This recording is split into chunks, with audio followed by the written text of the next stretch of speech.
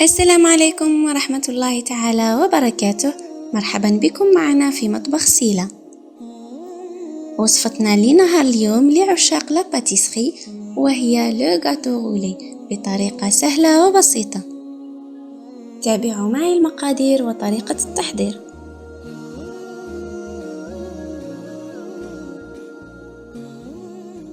في المقادير راح نحتاج إلى 5 حبات من البيض بدرجة حرارة الغرفة، 6 ملاعق كبيرة من السكر العادي، 4 ملاعق كبيرة من الفارينة، وملعقتين كبيرتين من الكاكاو. بالنسبة للكريمة راح نحتاج كأس من كريمة الشانتيي وكأس من الحليب، والتزيين سوف نحتاج شوكولاتة، علبة من الشوكولاتة. سوف نحتاج أيضا إلى ملعقة صغيرة من خميرة الحلويات وملعقة صغيرة من الفانيليا. أما بالنسبة للسيغو اللي راح نشرب به الكيك تاعي، نحتاج فيه فنجان من السكر العادي وفنجان من الماء. أنا كيلت بالفنجان تاع القهوة. تابعوا معي الآن طريقة التحضير. نبدأ أولا بالبيض، نفصل الصفار على البياض.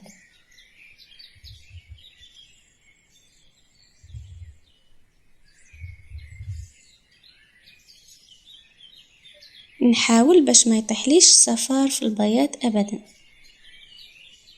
باش الكيك تاعي ما يخسرليش.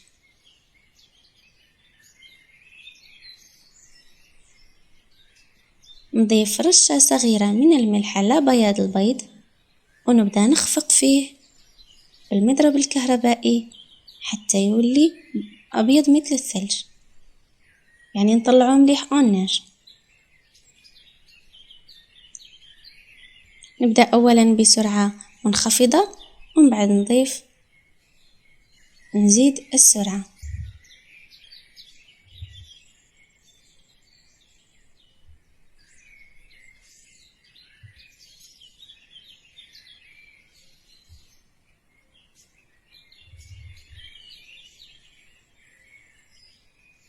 باش نعرف باللي وصلت للقوام اللي راني نحوس عليه، لازم كي نحي المضرب الكهربائي يدير لي لو باك دوازو ولا منقار العصفور، ولا كي تقلبوا الطبسي ولا الصحن ولا الإناء اللي طلعته فيه بهذا الشكل، ما البياض يبقى مثل السق، ما يطيحش معاكم، يعني وكأنه الصحن فارغ.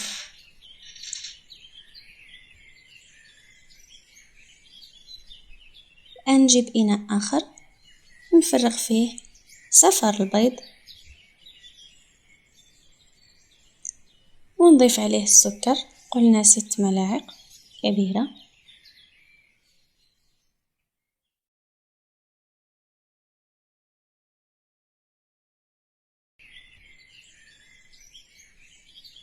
نخفق بالمضرب الكهربائي،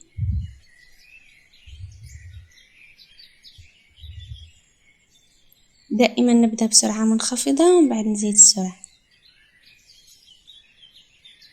كي يدخل شوية الصفار مع السكر، نضيف ملعقة صغيرة من الفانيليا، ونكمل نخفق حتى يتغير لون صفار البيض من اللون الأصفر يروح للون الأبيض.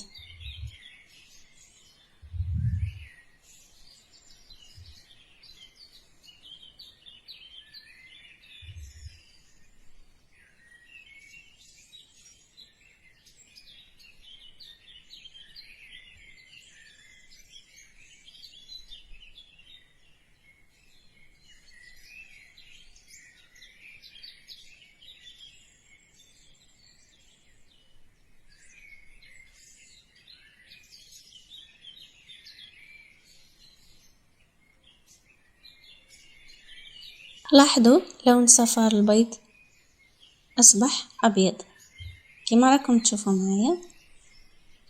في هذه الأثناء راح نبدأ نضيف في الفارينة تدريجيا. نضيف الملعقة الأولى، الثانية والثالثة من الفارينة،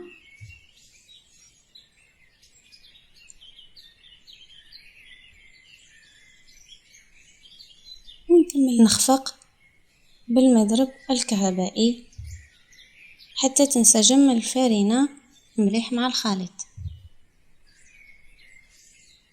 الآن نكمل نضيف الملعقة الأخيرة من الفارينة مع ملعقتين كبيرتين من الكاكاو، وفي هذه الأثناء نضيف ملعقة صغيرة من خميرة الحلويات.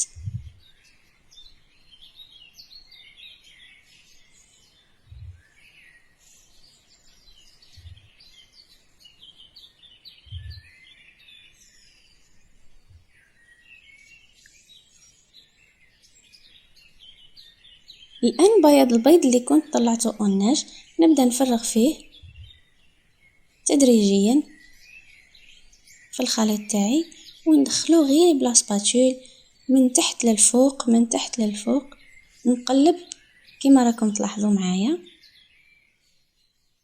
يعني خلاص المضرب الكهربائي ما نزيدش نستعمله في هذه المرحلة لأنه راح يخلي الكيك تاعي يهبط وما يخرج ليش مليح. ندخل كامل كمية بياض البيض تدريجيا من تحت للفوق وانا نقلب كما راكم تشوفوا.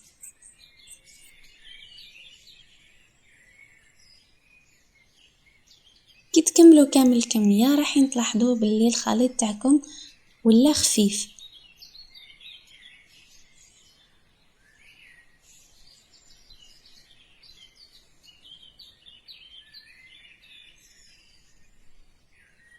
نجيب صينية نفرش فوقها ورق الطهي، وورق الطهي هنا ضروري جدا لنجاح الكيفية. يعني ما تقوليش ندهن الصينية بالزيت ولا نديرها الفارينة ولا لا، لازم يكون عندك البابي كويسون باش تنجح لك الكمية، باش تنجح لك الكيفية. نفرغ الكيك تاعي في الصينية فوق البابي كويسون كما راكم تلاحظوا ونفرشوه على كامل جوانب الصينية بهذا الشكل. والآن راح ندخله الفرن مسبق التسخين، لكن لازم يكون الفرن ناقص، يعني النار تكون قليلة 120 حتى 150 درجة، ما تفوتش 150 درجة. نشعله من تحت حتى نشوفه نشف، نشعله من فوق غير شوية ونطفي الفرن تاعي. بالنسبة للكيك ما رايحش ياخد وقت طويل في الطهي، يعني ما رايحش يفوت 10 دقائق إلى ربع ساعة. أنا دخلت الكيك تاعي طيب وراح نحضر الآن الشربات ولا لو سيرو تاعي. هاولا الفنجان اللي استعملته فنجان تاع القهوة ولا نصف كأس من السكر، ونضيف عليه نصف كأس من الماء، نحطه يغلي فوق النار لمدة 5 دقائق ونطفي عليه. ها هو الكيك تاعي راه ناشف وطيب مليح. كي ندخل فيه الكوردون تخرجيه ناشف تعرفي باللي طابلك، نخليه جانبا يبرد ونبدا نحضر في الكريمه. بالنسبه للكريمه رايحه نحتاج كأس من الحليب البارد وكأس من الشونتيي ايضا بارد نكون دخلته للثلاجه. نخرجهم نفرغهم في إناء ونطلعهم بالمضرب الكهربائي حتى يصبح الخليط كريمي. انا هنايا راح ندير كريمه بنكهه الشوكولاته، يعني تعطيني فيها بنه رائعه. راح نضيف لها 3 ملاعق كبيره من الشوكولاته اللي كنت ذوبتها في حمام مائي. نضيف ملعقتين كبيرتين من الشوكولاته ونخفق ونشوف حتى نتحصل على القوام واللون اللي انا حباته. هنايا انا ضفت ملعقه ثالثه، هذا هو اللون اللي راني حباته.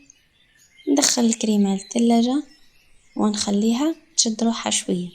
نجيب صينيه اخرى نفرش فوقها ورق طهي يكون جديد ونقلب الكيك تاعي بعد ما برد في الصينيه الاخرى اللي كنت جبتها، ونحي البابي كويسون غير بشويه بهدوء كما راكم تلاحظوا.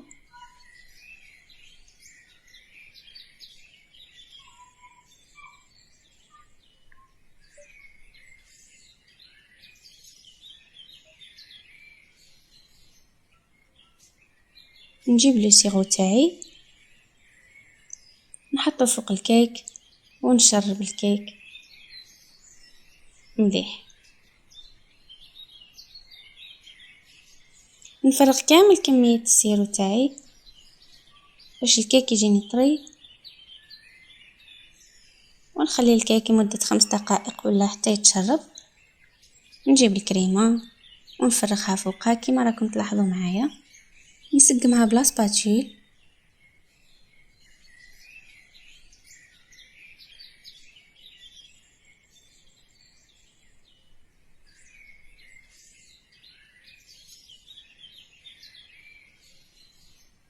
ونبدا نرولي في البسكويت تاعي كما راكم تلاحظوا. ورق الطهي راح يساعدك بزاف. نرولي بشويه ونحي ورق الطهي.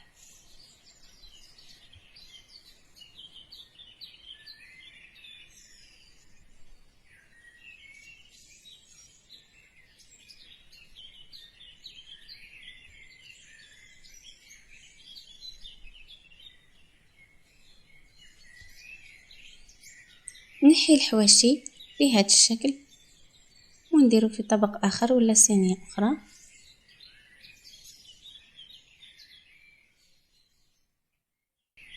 ونعاود نطليه من الفوق بالكريمه، نغلفو كامل بالكريمه.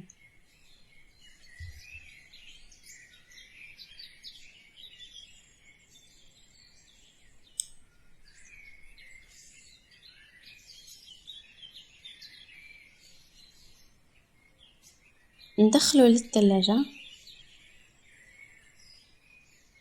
باش الكريمه تاعي تشد روحها شويه. نفرغ فوقها الشوكولا ما تسيلش معايا. الشوكولاته كنت ذوبتها في حمام مائي، ضفت لها شويه حليب وقطرات من الزيت.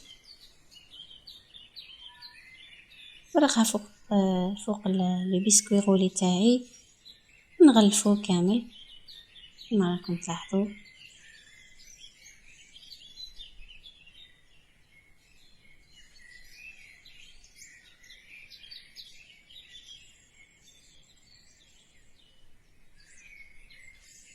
ونخليها حتى تنشف ونقطعه بالشكل المألوف.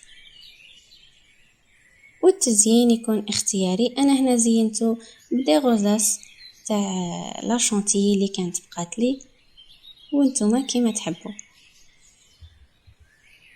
هذا هو الشكل النهائي لبسكوي غولي تاعي. والله ذوق روعة كيما تاع المحلات. جربوه واكيد الوصفة رايحة تعجبكم. ما تنسوش الاشتراك في القناة وتفعيل الجرس ليصلكم كل جديد.